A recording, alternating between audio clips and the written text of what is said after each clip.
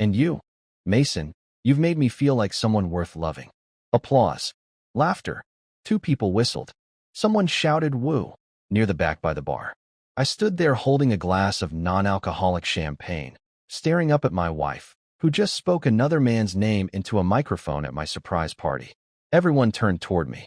Not because they realized something was wrong. No, they turned because I dropped the glass, shattered it on the tiled floor next to the piano. I wasn't supposed to be there yet. The plan was for me to walk in at 7 p.m. The lights would be off. Everyone would yell surprise. There'd be hugs, fake small talk, way too much seafood. A slideshow maybe. But I'd left work early. I had a headache, and I forgot my phone charger. That's the only reason I came home before 7. And so I walked in at 6:42 p.m., right as my wife was practicing her speech, right as she was telling the sound guy to check levels, right as she said the words that ended my life in slow motion, with a smile on her face and mascara she didn't wear for me. Mason makes me feel alive in ways I didn't know I was dead. That's what she said. I stayed frozen behind the living room curtain, half shielded by a balloon arch. No one noticed me yet. She kept talking like she was reading vows to another man. Her voice wobbled a little, but not from guilt. It was nerves. Excitement. A flutter in her chest I hadn't seen in years. I think that's when I stopped breathing. I could have left. Walked out the back door, pretended I'd never heard it. Gone upstairs and screamed into a pillow until it stopped shaking. But I didn't. I walked in like I hadn't heard a thing. I played dumb. I let her hug me. I let everyone cheer. I smiled for pictures. I stood in front of the cake like a prop, because I needed to know how deep the lie went.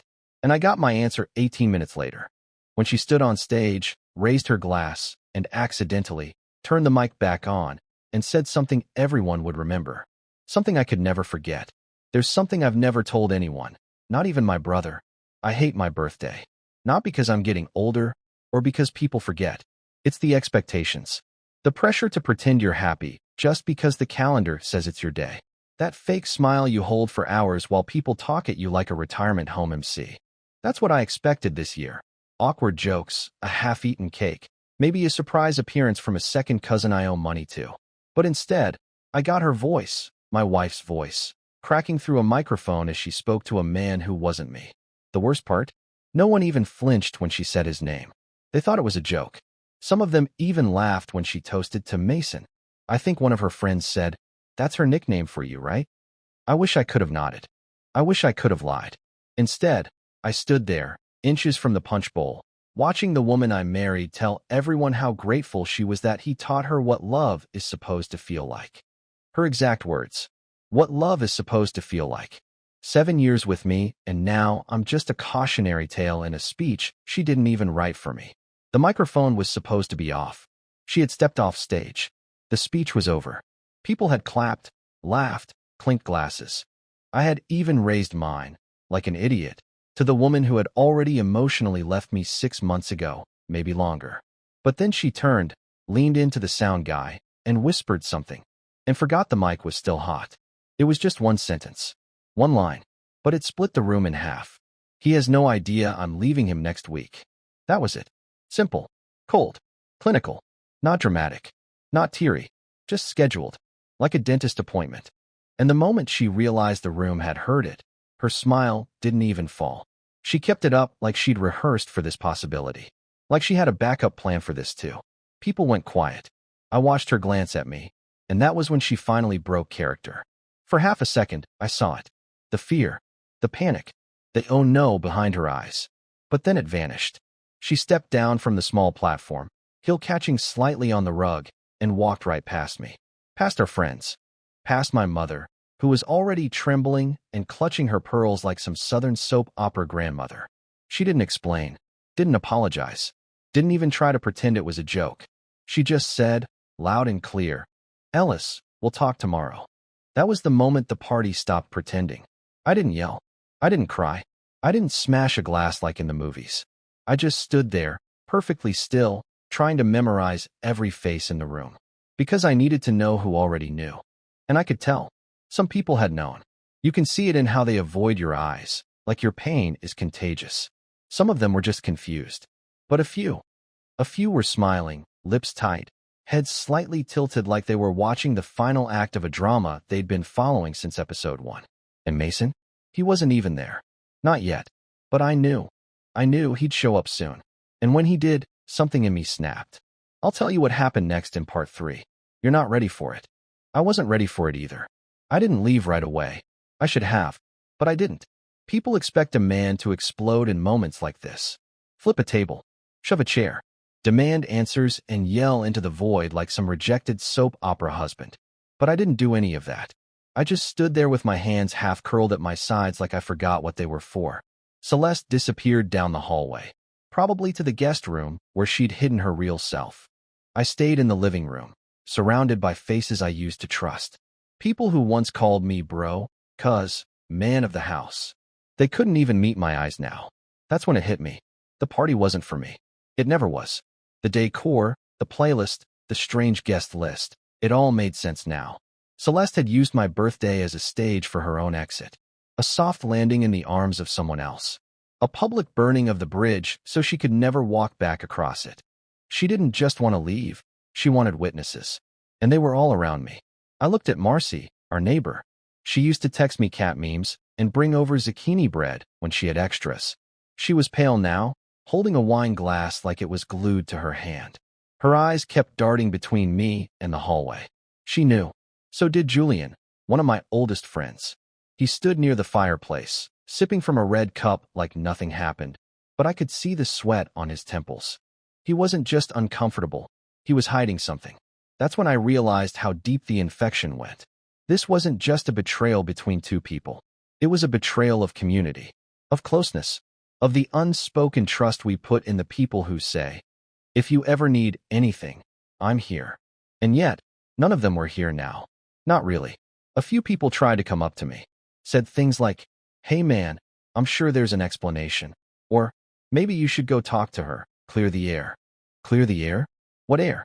She announced she was leaving me next week, at my party, while toasting another man. The air was already poisoned. And then, as if summoned by sheer cruelty, the doorbell rang. 3 knocks. A pause. Another knock. The music had stopped by then, so the sound echoed through the house like a bad omen. No one moved. It was like a horror movie where the characters know opening the door means someone dies. I opened it anyway. And there he was. Mason. Khaki jacket. Loose curls. That confident, lazy smirk that men wear when they think they've won something they didn't earn. He didn't look nervous. He didn't look guilty. He looked like a man arriving at a date, not a funeral. His eyes scanned the room behind me. When they landed on me, I saw it. Recognition. He knew who I was, but he didn't care. I was just the prequel to his story. Hey, he said, casual as hell. Celeste texted. Said she needed help with something. Is she around? I didn't move. Didn't speak. I just looked at him and let the silence chew on his smug little grin. Behind me, someone, I think it was Marcy, actually gasped. Like she hadn't expected the man from the mic to be real.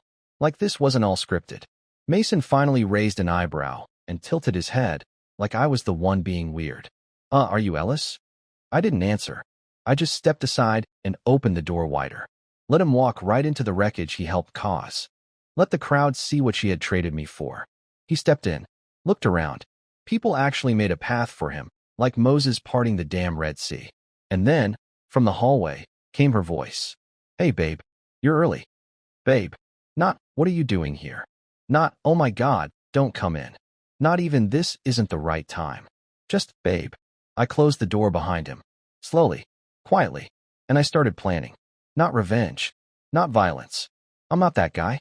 But something deeper. I was going to dig until I found the root of the rot.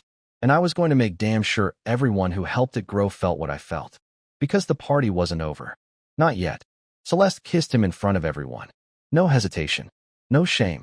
Just a soft, practiced kiss on the cheek, her hand resting on his chest like she had done it 1,000 times before. Like he belonged there. Like I never had.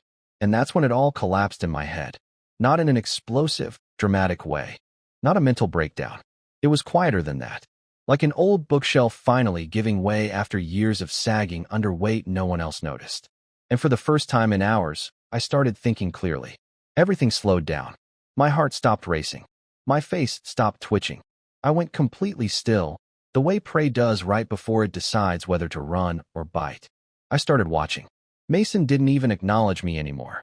He stood there, smiling at her, letting her take his coat like he lived here. Some of the guests looked around, nervous. Some tried to slip away. Others acted like nothing had happened. But I was done reacting. I was hunting now. I moved through the crowd slowly, watching who avoided eye contact, who tried to engage me with awkward small talk, and, most importantly, who looked relieved when she kissed him. Relief is a strange thing at a betrayal party. It means you're not shocked. It means you knew. That's how I spotted Janelle. Her eyes lit up when Mason arrived. Not in a he's hot kind of way. In a finally, it's out kind of way. Like a woman holding her breath for weeks and finally exhaling.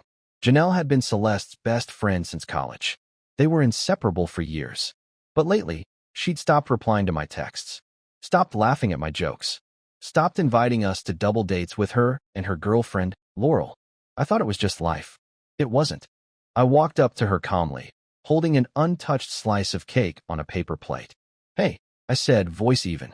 "You knew?" She blinked. "Ellis." "You knew?" I repeated. "Don't deny it. I saw your face." She didn't argue, didn't apologize. She just sighed and pulled me to the corner of the kitchen, away from the others. She glanced around, lowered her voice, and said, "I begged her not to do it like this. I told her it was cruel." I said nothing. Just let her talk. "She said you wouldn't let her go if she did it in private," Janelle continued. "That you'd beg, or cry, or do something emotional." That's the word she used. Emotional. She said you were always trying to fix things when she wanted space. That hit me harder than the kiss. Harder than the announcement. That word, emotional, was something Celeste used when she wanted to shame me for caring too much. It had become her favorite insult the last few years. Whenever I cried at movies. Whenever I tried to talk about our problems. Whenever I reached for her hand and she pulled away. She said she needed a clean break, Janelle added. She said Mason made her feel like a woman, not a therapist. I stared at her. "You didn't think I deserved to know? I thought she'd tell you before tonight. I swear, I thought she would. But then she said you wouldn't understand. That you'd make her feel guilty. That you'd, I don't know, fall apart." I didn't fall apart. I was already broken. That part was done. Now I was angry. Not the kind of anger that boils over. The kind that freezes.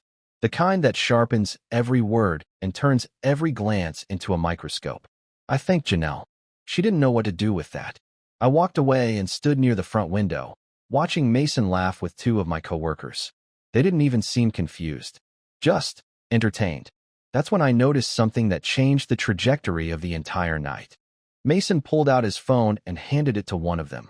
"Kyle, I think." And Kyle entered something on it. A password. Or maybe an access code. It was fast. Barely a second. But it burned itself into my mind.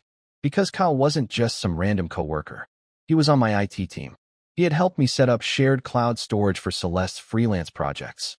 The same storage account I used for everything. Finances. Photos. Work drafts. Legal stuff. And Mason had his code. The betrayal wasn't emotional anymore. It was strategic. I didn't know what they'd taken yet. But I was going to find out.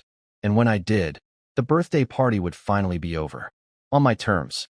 There's a strange kind of clarity that comes after devastation. A numbness that sharpens everything around you. Sounds feel further away, but your thoughts are louder. Your heartbeat slows, but your brain starts sprinting. I stood in my kitchen, staring at Mason's phone in Kyle's hands, and something inside me changed. Not dramatically, not loudly, more like the final click of a lock before the vault seals shut. This wasn't just a broken marriage. This was a setup, a long game, and somewhere along the way, I became the last to know the rules. I didn't say anything to Kyle, or to Mason, or to Celeste, who had reappeared beside the fireplace with a wine glass and a twisted version of her social laugh. No, I smiled. I actually smiled. I played the fool, pretended like I was still just the stunned husband trying to keep his chin up in front of a collapsing room. But while the guests were picking at the cheese board and trading glances, I walked upstairs. Quiet. Steady. I stepped into our office, the one Celeste insisted we keep neutral in case she ever turned it into a client space. Beige walls. Minimal decor. A laptop she rarely touched. But I noticed immediately what was missing. My backup drives. All of them. I had 3 external hard drives. One was for work. One was for family media. And one, the black one, That one had all our tax files, investment documents, house contracts, digital copies of old wills, my parents', hers, everything. Gone. I opened drawers I hadn't touched in weeks. The locked one was pried open. No scratch marks, no damage, just clean and empty. Like someone used the key I thought only I had. I sat down in the office chair, still warm, and opened the browser on the laptop. Logged out. Completely wiped of history. Not just private tabs. Full wipe. Clean like someone had factory reset it and reinstalled everything. But they missed one thing. The sync error icon on the corner of the screen. I clicked it. One folder. A shared link that failed to upload fully because the drive it referenced had been disconnected too early. The folder name was simple. Exit. Not Ellis exit. Not divorce. Just that one word. Cold. Planned. Executed. I didn't open the files yet. I wasn't ready. Something told me that whatever I found in there would make everything worse. But at least now, I had leverage. Proof that this wasn't some emotional spiral. This was a campaign. A campaign against me. I took photos of the error message. I emailed myself a screen recording. I even copied the sync logs and sent them to a friend of mine in cyber forensics. Someone who owed me a favor from years back. Someone who doesn't ask questions. Then I closed the laptop. Got up. Walked to the mirror across the room. I looked like a man hosting his own funeral. Tired. Washed out. Forgotten in the very house he bought. The house he painted himself during that brutal summer with 2 fans and no AC. I stared at my reflection for a while. I didn't cry. Not because I wasn't sad. I was way beyond sad. But because crying felt like a luxury I no longer had time for. When I came back downstairs, the music was back on. Something slow and romantic. Of course it was. People were dancing. Laughing again. The tension had reset itself, like they'd collectively decided to pretend the earlier Mike incident was a scene from a drama, and now it was back to the party. Mason had taken off his jacket and rolled up his sleeves. He was sitting next to my goddaughter on the couch, showing her how to play some game on his phone. And Celeste was talking to my boss. Laughing. Touching his arm. Flirting. Like nothing had happened. And that's when it clicked. Not just the betrayal. Not just the affair. The reach. She wasn't just burning our marriage to the ground. She was rewriting my entire identity. She was trying to remove me from my own life. One connection, one file, one friend at a time. And if I didn't act soon, there wouldn't be anything left of me to fight for. It's strange, the moment you realize no one in the room is truly on your side. At first, it feels like loneliness. Then it starts to feel like power. By the time I came back down the stairs, something had shifted inside me. I wasn't the betrayed husband anymore. I wasn't the man abandoned in front of a crowd. I was a man surrounded by suspects, and I had just remembered how to listen. So I started talking. Not about what mattered. No, I fed the crowd carefully crafted pieces of fiction, bait. The first conversation was with Kyle, the IT guy who handed Mason his phone earlier. I walked up to him near the drinks table. He looked nervous. He tried to act normal, but he was sipping ginger ale with the speed of a man trying to disappear. I smiled casual. Hey, did you ever get around to uploading those old financial backups from my cloud folders to that test server? His eyes twitched. Yeah, I think. A few weeks ago. I lied again. Cool. Celeste said she deleted them last night. Said she didn't want our tax records floating around after the whole thing with the refinance. He blinked twice. Wait, she said that? I thought. He caught himself. But I had already seen it. The pause. The glitch. The exact moment when his mind realized the trap was closing and his mouth tried to backpedal. Never mind, I said, patting him on the shoulder. I'll check on Monday. He didn't say a word. Just nodded. Fast. I moved on. Next was Laurel, Janelle's girlfriend. A quiet one. Observant. Never really liked me, but respected me enough to be polite. I knew she'd tell me the truth, as long as she thought it wouldn't hurt her. Funny story, I told her, leaning against the counter in the kitchen. Celeste and I are actually going to Paris next month. Supposed to be a surprise trip. I didn't think she'd spill the beans tonight. Laurel blinked. Wait, you're still going? Still going? I echoed. She bit her lip. She told Janelle she'd be flying out to Seattle next month to start fresh. Said she had a lease lined up already. I figured. Another glitch. I smiled. Right? Yeah, maybe I heard wrong. She didn't answer. She just glanced toward the hallway, then quietly walked out of the room like she'd seen something she wasn't supposed to. Each guest gave me a piece. They didn't even realize it. One by one, I dangled threads, vacation plans, financial details, fake arguments Celeste and I had supposedly had. I gave people information that didn't exist, and I watched who carried it, who whispered it to whom, who adjusted their posture, who suddenly had something new to hide. I didn't need to confront anyone. I was gathering the full map. By 9:30 p.m., I had confirmed at least 7 people in the house knew about Mason long before tonight. 4 of them had helped in some way. 2 of them had logged into my accounts. And one person, one I never expected, had deleted a folder off my personal drive the day before. My younger brother, Levi, the one who stood up at my wedding and cried while talking about how Ellis taught me what loyalty means. I found the login location on the backup server that hadn't fully synced. Levi's work laptop. Same IP address. Same timestamp as the missing folder. And when I walked past him on the patio, I saw the guilt immediately. He couldn't even look me in the eye. That cut deeper than Celeste's announcement. Deeper than Mason's smirk. Because Levi was supposed to be mine. My blood. My last refuge. I hadn't just lost my wife. I'd lost the one person I thought would carry me out of the fire. I didn't speak to him. Not yet. That confrontation would come later. It had to. Instead, I walked into the living room, stood in front of the group like the man of honor I was supposed to be, and tapped my glass with a spoon until they all turned. I want to make a toast, I said. Everyone went quiet. Even the music stopped. I raised my glass, smiled wide, and looked directly at Celeste. To masks, I said. To the beautiful ones we wear, the people who help us hold them up, and the sound they make when they finally hit the floor. I drank. Slowly. Then I left the glass on the table, walked out the front door, and didn't say another word. But I wasn't done. Not even close. I didn't go far when I walked out the front door. They probably thought I'd driven off, taken the coward's exit, and vanished into the night. But I only walked 3 houses down and sat on the curb, facing the home I used to believe was mine. I watched them through the windows, silhouettes moving, music playing again, people relaxing now that the drama had been diffused. They thought I had accepted it, that I was gone. I needed them to think that. Because inside that house was a parasite wearing my wife's face, and tonight I wasn't going to rip it out. I was going to study it. I waited 10 minutes. Then I pulled out my phone. There was one contact I hadn't reached out to in over a year. Tessa, Celeste's former assistant. The girl she fired after claiming she couldn't be trusted with sensitive files. At the time, I believed it. Tessa was young, a little scatterbrained, terrible at scheduling. But she was never malicious. Just overwhelmed. She responded to my text in under 30 seconds. Ellis, what the hell is going on over there? I'm seeing pictures from the party already. I thought she told you months ago. I froze. What do you mean? Told me what? Her response came fast. She told me you guys were already separated. She said you were just technically married until the property stuff got worked out. She made me delete backup logs. Said they were for client privacy. I didn't know until later they were yours. I stared at the screen. My fingers shook. Do you still have anything? Anything at all? She replied with a Dropbox link.